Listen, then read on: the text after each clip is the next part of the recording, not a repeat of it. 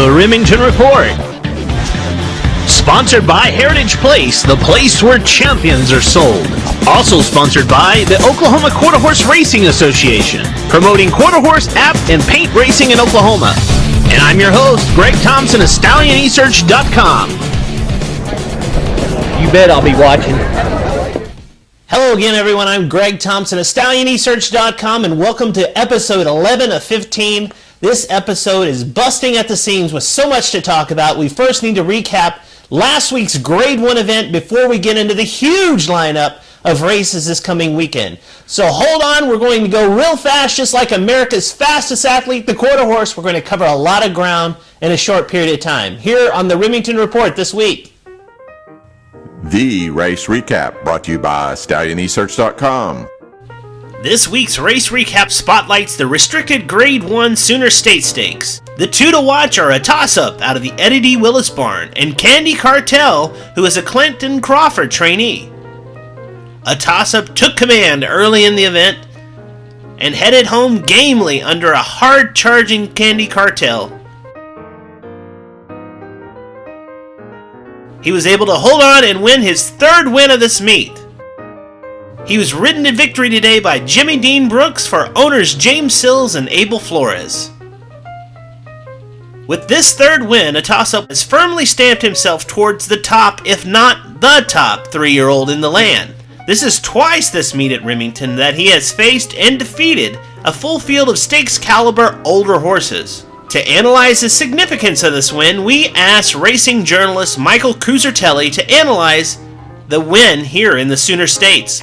You know, Greg, I really think that a toss-up has firmly stamped himself as the top 3-year-old in the country right now. I mean, when you look at what he's accomplished so far against older graded stakes horses during the first part of the current Remington meet, I think that shows that he's really one of the finest quarter horses in the country right now. And I think it'll be that'll make it even interesting when he is at Ruidoso this summer, and he's likely to face the top 3-year-olds like Ochoa and some of the other top 3-year-olds in the Grade 1 derbies up there. Hey, don't go away. We'll be right back after these words from the OQHRA. An official representative for horsemen in the state, the OQHRA administers race, benevolence, and scholarship programs, all to better the state of racing in the state of Oklahoma. Visit OQHRA.com.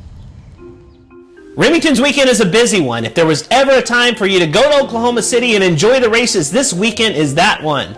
Not only do they have the big races on Sunday, highlighted by the $100,000 Grade 2 Bank of America Remington Park Challenge Championship, but they have Friday, Saturday, and Sunday trials for the Heritage Place and Derby. I'm so anxious to tell you all about it, so here we go in the Remington Stakes Preview. The Remington Stakes Preview, sponsored by StallionEsearch.com. The featured stakes event for this weekend is the Bank of America Grade 2 Remington Park Challenge Championship, which carries a purse of $100,000. In a short field of 8 runners, the standout morning line favorite will be the Grade 1 winning millionaire Lano Teller, out of the barn of trainer Heath Reed.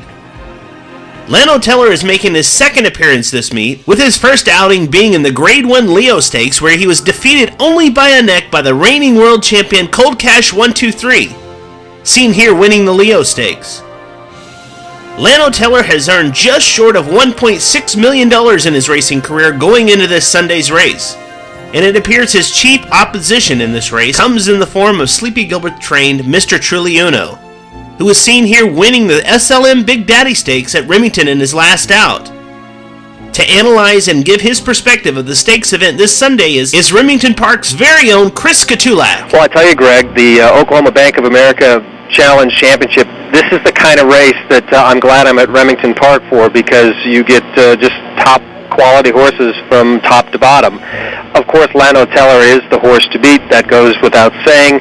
He just narrowly got nipped out by the reigning world champion, Cold Cash 123. The 440 yards should not be an issue, and we're catching him fresh. It's not like it's the end of a campaign for Lano Teller, and I think that's huge. Yes, his wins as of late have been trial wins, non-graded stakes wins. He did win the All-American Derby as a Grade 1 victory, but he has not won a Grade 1 race since then. He almost won last time out, and I think this just being his second start of the year versus the competition, it is Lano Teller. Now, a little bit of Baja would be one that you could go to based on his class, but I like a horse that might be an out horse in Mr. Truly Uno. He did win here at Remington in the SLM Big Daddy at 550, which was a stretch for him. 440 is right in his wheelhouse, and when he doesn't have trouble at the start, he can get very, very tough. So I would say maybe for a price, Mr. Truly Uno could be the one to finish segundo, second to Lano Teller. The next stakes event to look at for this Sunday is the Grade 3 $50,000 Red Cell Distance Challenge going 870 yards. And the standout runner of the field is Rodney Reed trained DePassamoke. Seen here drawing the 1 hole in the Pauls Valley handicap last time out. He draws the 7 hole in the Red Cell Challenge, but on paper he looks heads above the field and likely to overcome the far outside post with jockey G.R. Carter in the irons. Remington will also host the Mariel Remington Park Distaff Challenge Stakes for fillies and mares going 400 yards. The field has depth, but the spotlighted horse on the Remington Report for this stakes event is Chick's Delight. Watch here in the Bob Moore Memorial as she is bumped around pretty heavily, but still carries her momentum to the wire to finish third, and then is placed second through disqualification. She then goes on to unfortunately face Clinton Crawford-trained Candy Cartel in the Decetta Stakes.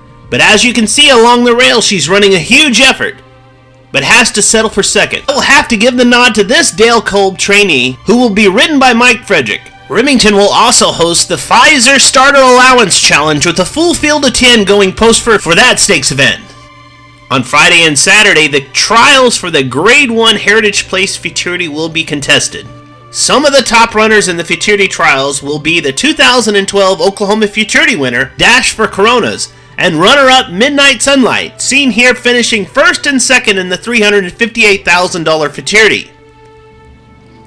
Also contesting the trials is West Texas Futurity winner, El Duero, seen here winning at Sunland Park for trainer Toby Keaton. Oddly enough, all 3 of those horses are in the same trial heat on Friday.